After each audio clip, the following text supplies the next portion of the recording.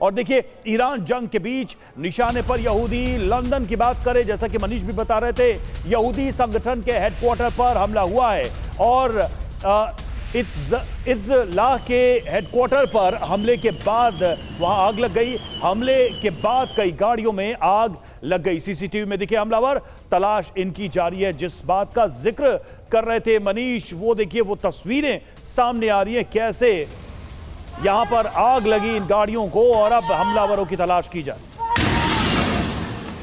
Amitabh sir, ये बात तो अब साफ नजर आने लगी अगर इन दो घटनाओं को जोड़कर देखें कि भाई यहूदियों को टारगेट तो किया जा रहा है। इसका एक इंपैक्ट क्या देख रहे हैं? मतलब एक जगह ये लगता था कि शायद जो है टेररिज्म को अब अपने अपने तरीके से देश हैंडल करेंगे, लेकिन 9/11 के बाद जैसे टेररिज्म को अमेरिका ने या इजराइल ने देखना शुरू किया, क्या उसी डायरेक्शन में फिर से ये जाने लगा है? और ये कहीं ऐसा तो नहीं होगा कि फिर से वही बातें होंगी कि इस लड़ाई में या तो आप हमारे साथ हैं या हमारे खिलाफ हैं?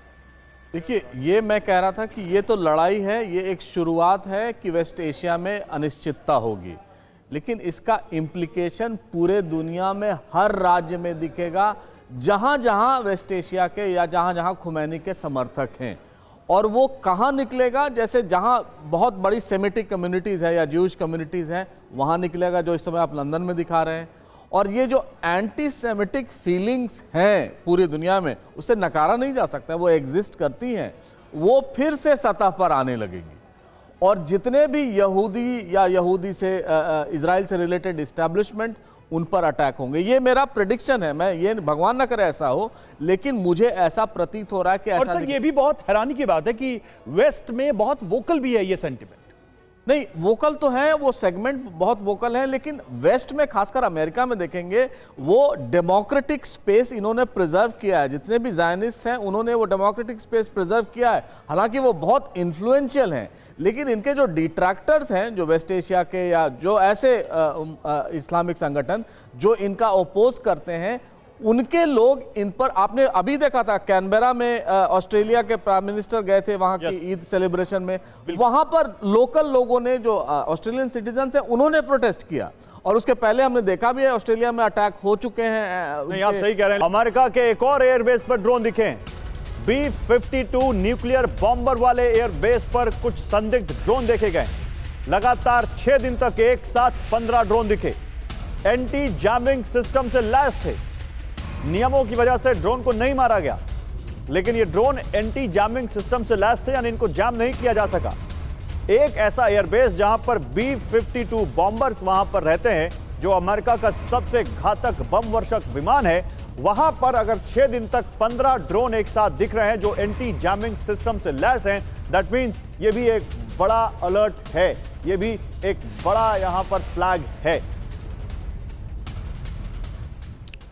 और अमेरिका में एक और एयरबेस पर ड्रोन देखा गया, जैसा कि गौरव खबर बता रहे थे। सबसे पहले आइए देखते हैं कि यह खबर है क्या।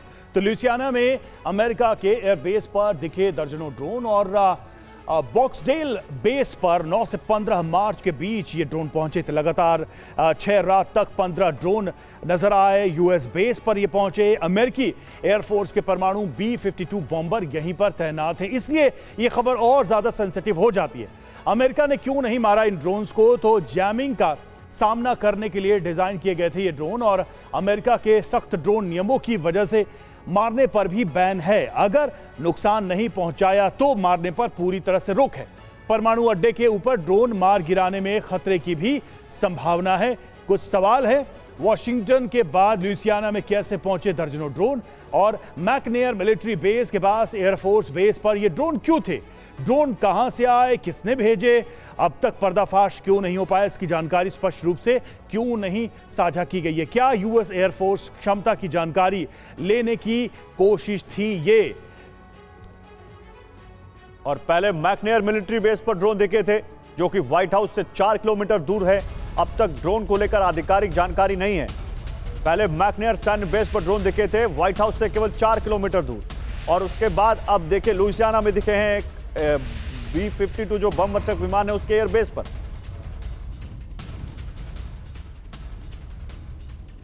और देखिए कितना अहम है बॉक्सडेल एयरबेस, इसको भी समझते हैं। लगभग 44 B-52H न्यूक्लियर बॉम्बर यहां पर तैनात है। इसी से आप समझ जाइए कि इसकी महत्ता, इसकी इंपॉर्टेंस कितनी है। 15,000 से ज्यादा एक्टिव और रिजर्व एयरमैन यहां पर तैनात हैं। यूएस एयरफोर्स की सबसे पुरानी बॉम्ब विंग अमेरिका की 8वीं वायुसेना का मुख्यालय है। 22,000 एकड़ या 89 किलोमीटर में यह फैला हुआ है और यूजीन हॉय बॉक्सडेल के नाम पर इसकी स्थापना की गई थी। प्रथम विश्व युद्ध में पायलट थे बॉक्सडेल। और देखिए अब यहां पर ड्रोन देखे गए। सिवाज सर, कितनी चिंता की बात है ये अमेरिका के लिहाज से, क्योंकि हमने डिटेल्स दे ही दी है कितना इंपॉर्टेंट है ये बेस, और यहां पर इस तरीके से ड्रोन का दिखाई देना, 1 2 नहीं 15 ड्रोन।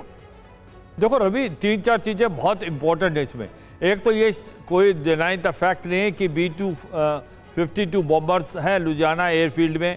ये एक one of the main airfield है यूएस की, और इसके अंदर 6 दिन तक लगातार ये अगर ड्रोन देखे गए हैं और एंटी जैमिंग से लैस हैं, क्योंकि एंटी जैमिंग से लैस है तो जो आयरन बीम टाइप आप जिस प्रकार से उसको सॉफ्ट किल कर सकते हो आप नहीं कर सकते। तो मुझे लगता है चिंता का विषय है और एक बहुत बड़ा सिक्योरिटी लैप्स है। और ये कोई सिविलियन ड्रोन नहीं हो सकता, क्योंकि सिविलियन ड्रोन में एंटी जैमिंग नॉर्मली होता नहीं है। अब बात आती है कि ये ड्रोन आए कहाँ से, कि ये ड्रोन क्या ये कहीं कनाडा से आए, मैक्सिको से आए या कहीं बाहर से आए। मुझे लगता है कि वो चांसेस कम हैं, कहीं ना कहीं ड्रोन जो हैं ये अमेरिका के अंदर से ही आए। और ये एक और चिंताजनक है सर, कई थे, 1-2 ड्रोन नहीं थे। हाँ, वही मैं ये कर रहा हूँ, स्लीपर सेल इनके बहुत एक्टिव हो चुके हैं और अमेरिका को झांक के देखना पड़ेगा। अपने जो सिक्योरिटी के पैनामे हैं उनको बदलना पड़ेगा। जैसे उनके पास अभी सिक्योरिटी इंस्ट्रक्शन है कि ये अगर भी कोई ड्रोन देखा जाएगा उसको गिराया नहीं जाएगा। मुझे लगता है इसमें बदलाव लाना पड़ेगा, क्योंकि ये बहुत इंपॉर्टेंट एयरफील्ड है और ये लड़ाई के दौरान बड़ा इंपॉर्टेंट रोल प्ले। नहीं, और इसके अलावा आप समझिए सर, उससे पहले 2 जो सबसे बड़े उनके मंत्री हैं इस वक्त के, सबसे अहम पोर्टफोलियो संभाल रहे हैं, एक वॉर मिनिस्टर हैं, एक सेक्रेटरी हैं फॉरेन अफेयर्स के।